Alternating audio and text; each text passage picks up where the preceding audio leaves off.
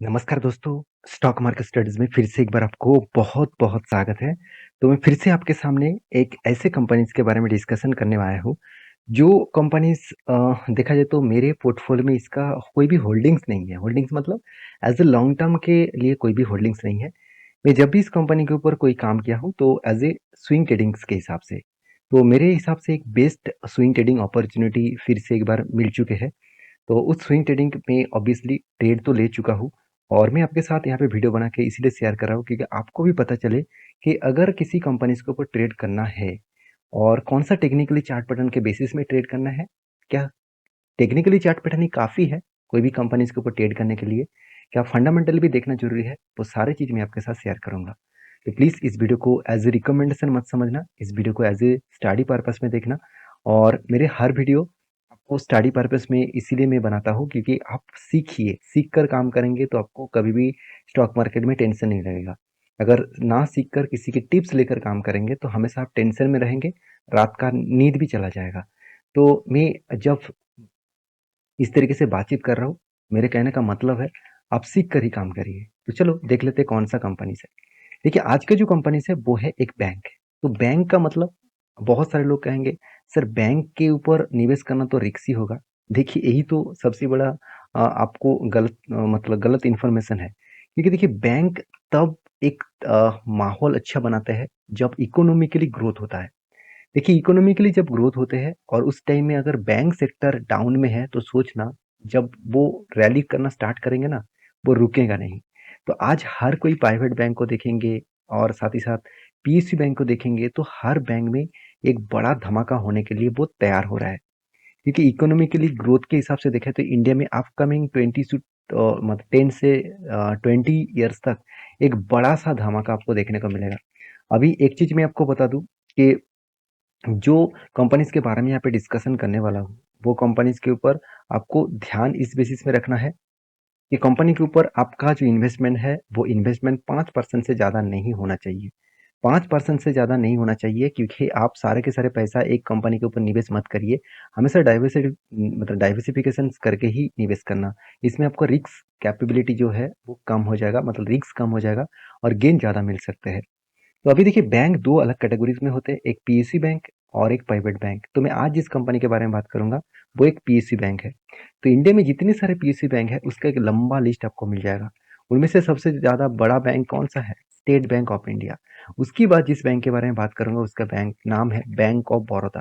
तो आज मैं डिस्कशन करने वाला हूँ बैंक ऑफ बड़ौदा के बारे में क्योंकि बैंक ऑफ बड़ौदा के ऊपर एक शानदार सा एक स्विंग ट्रेडिंग लेवल्स बन चुके हैं। और इस स्विंग ट्रेडिंग लेवल कहाँ पे बना और किस बेसिस में बना वो मैं आपके साथ शेयर करूंगा। उससे पहले कंपनी का फंडामेंटल देखना बहुत जरूरी है। देखिए मैं तभी कोई कंपनी के ऊपर स्विंग ट्रेडिंग लेता हूँ जिसका फंडामेंटल स्ट्रांग है और उसका फंडामेंटल स्ट्रांग होता जा रहा है।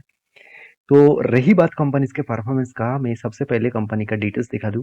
इंडिया के सेकेंड लार्जेस्ट पीएस सॉरी हाँ पीएसयू बैंक है। उसका नाम है बैंक ऑफ बड़ौदा। देखिए बैंक ऑफ बड़ौदा में कुछ पॉइंट्स मैं आपके साथ शेयर करूँ तो मार्केट कैप देखिए करीबन 1 लाख करोड़ के आसपास है। और कंपनी की देखिए करंट जो प्राइस है उससे कंपनी का बुक वैल्यू ज्यादा है। इसका मतलब जो बुक वैल्यू का जो प्राइस है तो उसका प्राइस से अगर कम हो तो एक हायर पॉसिबिलिटी है कंपनी आज नहीं तो कल एक धमाका करेगा। दूसरी बात, जब कंपनी का P ratio industries P ratio से भी कम है तो यहाँ पे भी एक प्लस पॉइंट देखने को मिला। तीसरी बात, आरओसी तो ठीक है, आरओई एवरेज लेवल के ऊपर है। तो देखिए जब कोई बैंकिंग सेक्टर के ऊपर आप काम करना चाहेंगे तो सबसे पहले आप आरओई को मत देखिए, आप आरओसी को मत देखिए, आरओई को देखिए जहाँ पे एक अच्छा खासा ग्रोथ होने का चांसेस है। तो मेरे कहने का मतलब है कोई भी कंपनीज के ऊपर अगर आपको इस सारे पैरामीटर चेक करना है तो मतलब ये सारे पैरामीटर्स को देखना है तो एक ही करके देखिए।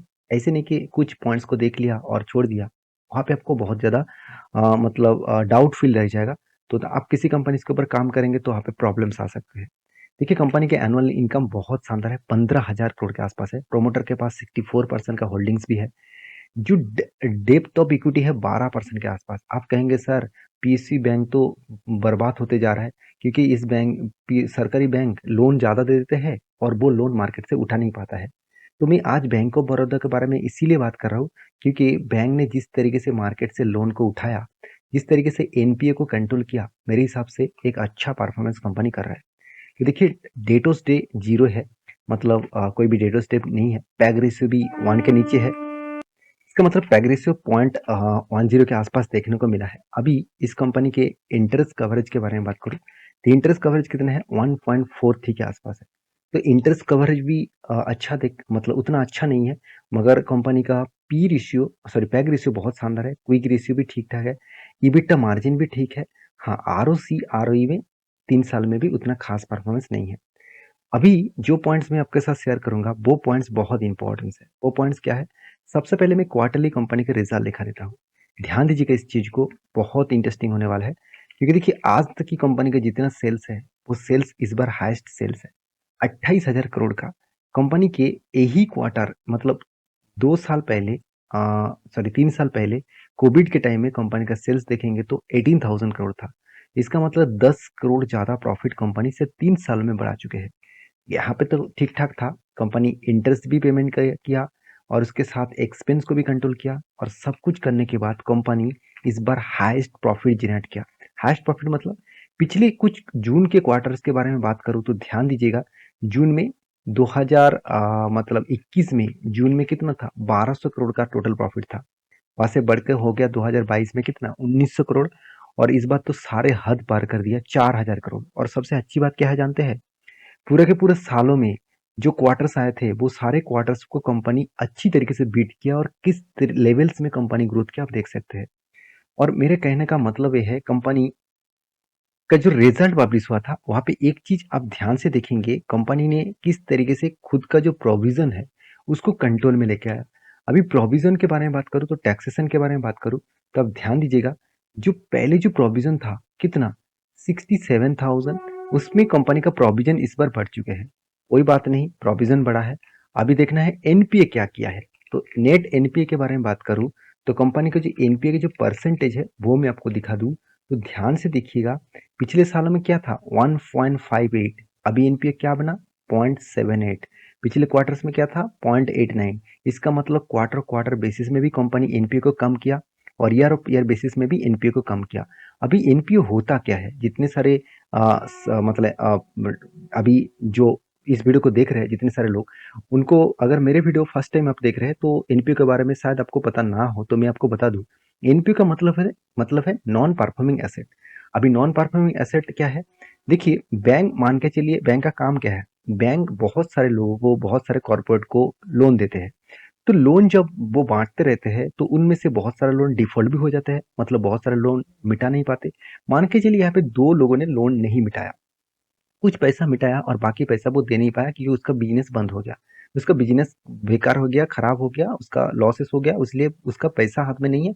तो वो बैंक को जाकर बता दिया कि मैं डिफॉल्ट हो गया और मुझे लोन आपको नहीं मिटा पाऊंगा। और ये जो लोन ना मिटाने का जो जितने सारे लोग लोन मिटा नहीं रहा है, तो वो बैंक के लिए क्या बन रहा है, वो बैंक के लिए एनपीए बन रहा है, मतलब नॉन परफॉर्मिंग एसेट बन रहा है। जो एसेट कंपनी का परफॉर्मेंस नहीं कर रहा है, जो बैंक ने जो लोन बांटा वही लोन बैंकिंग के लिए एसेट बन जाते हैं। और बैंक ने जो एडवांस पैसा लिया मार्केट से, मान के चलिए कासा रेशियो से, कासा रेशियो क्या होते हैं, मतलब करंट अकाउंट और सेविंग अकाउंट, इस दोनों से ही मार्केट से तो पैसा उठाता है बैंक। तो बैंक ने जो मार्केट से कासा रेशियो से पैसा उठाया और एफडी से जो मार्केट से पैसा उठाया, उस पैसे को उसको लोन मतलब इंटरेस्ट के साथ वापस देना पड़ेगा। तो वही बैंक के लिए क्या बन जाता है, एक लाइबिलिटी। तो बैंक के दो तरीके से चीज होते हैं, एक एसेट एक लाइबिलिटीज। तो एसेट तो कंपनी का यहाँ पे मतलब 2-3 व्यक्ति से पैसा नहीं मार्केट से उठा पाया। तो एनपीए जितना कम होगा उतना ही खास बनेगा। तो एनपीए तो बहुत कम किया, तो मेरे हिसाब से एक पॉइंट ऑफ व्यू से देखा है तो कंपनी के एनपीए कम हुआ, उस बेसिस में कंपनी का यहाँ पे ग्रोथ होने का चांसेस हायर लेवल में है। इसी चीज को मैं यहाँ पे आपको डिटेल्स में दिखा दूं तो और भी आपको क्लियर हो जाएगा। ध्यान से देखिएगा, यहाँ पे कुछ रेशियोज है, जैसे देखिए आरओई, कंपनी का रिटर्न ऑफ एसेट के बारे में बात करूँ तो जो 1% 2% था वो बढ़ के हो चुके 15.5%। तो सोचिए इतना शानदार धमाका कंपनी ने किया। R O A, return of asset, तो एसेट में भी देखिए 0.06 था, अभी वो बढ़ के हो चुके 1%। यहाँ पे भी ग्रोथ देखने को मिला। Net NPA, non performing asset, तो नॉन परफॉर्मिंग एसेट देखिए जहाँ पे 3.5% का नॉन परफॉर्मिंग एसेट था, वो घट के हो चुके हैं 1% के नीचे। तो एक बेस पॉइंट ऑफ व्यू से सारे पॉइंट देखने को मिला, एनआईएम भी बढ़ गया। तो जो जो पॉइंट्स पॉजिटिव होना चाहिए था वो पॉइंट पॉजिटिव है। देखिए मैं आपको फंडामेंटल इसीलिए दिखाता हूँ क्योंकि आप जिस कंपनी के ऊपर निवेश करना चाहते हैं उस कंपनी के ऊपर आपको डाउट नहीं होना चाहिए। अगर डाउट होगा तो उस कंपनी के ऊपर आप भरोसा करके बैठे नहीं रह पाएंगे। कुछ प्रॉफिट थोड़ा सा मिले तो आप एग्जिट कर लेंगे, कुछ लॉसेस मिले तो आप लॉसेस में प्रॉफिट मतलब लॉस बुक कर लेंगे।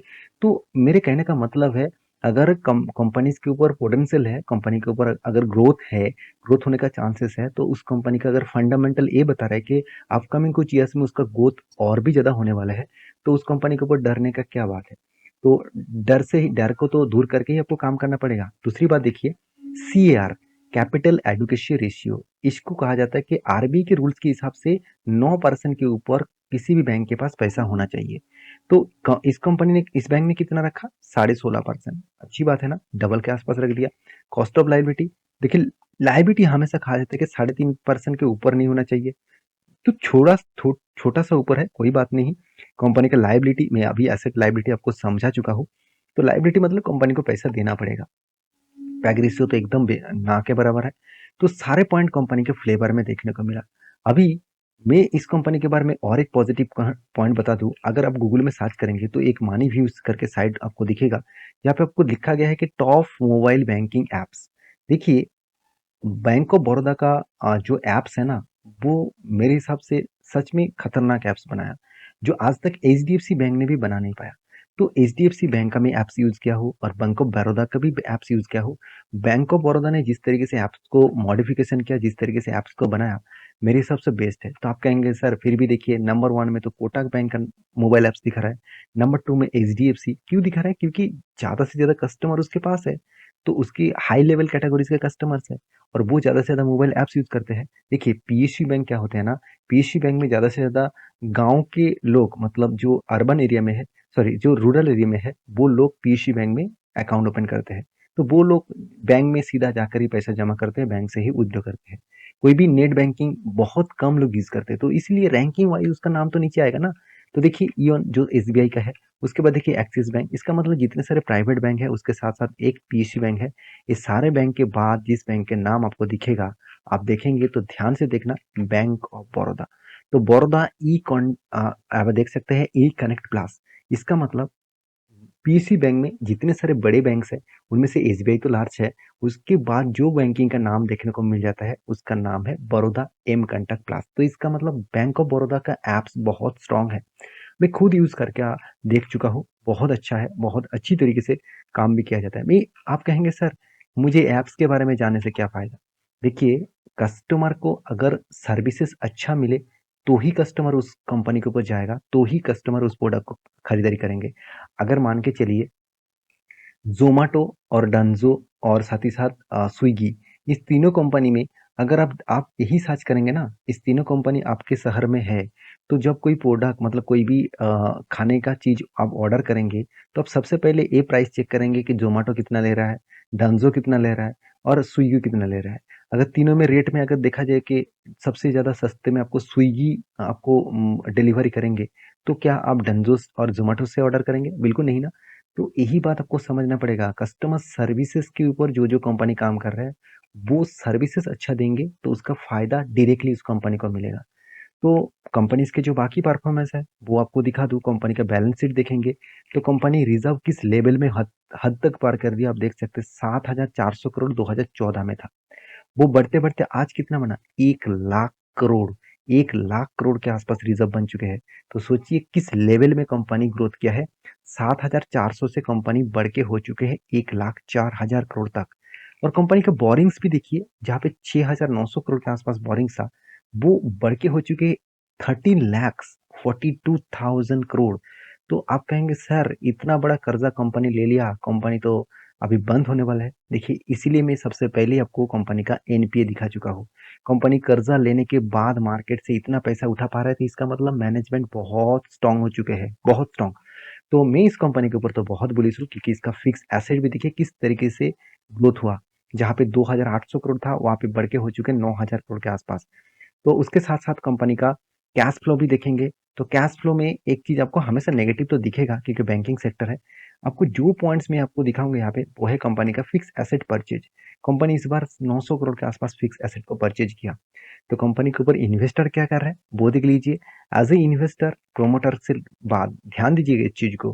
पहले क्या था, प्रोमोटर के पास जितना होल्डिंग था वो तो होल्डिंग्स है ही, चलो मान लेता हूँ प्रोमोटर ने माल बेचा, कोई बात नहीं। तो उससे पहले सबसे पहले होल्डिंग्स किसके पास जाता था, पब्लिक के पास। कितना, 13%। और पब्लिक देखिए क्या कर दिया, पब्लिक ने माल बेच दिया।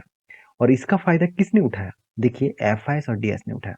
एफआईएस के पास 3% होल्डिंग था, उसको बढ़ाकर 12% कर दिया और कंटिन्यूसली कंपनी के ऊपर होल्डिंग बढ़ाते जा रहा है।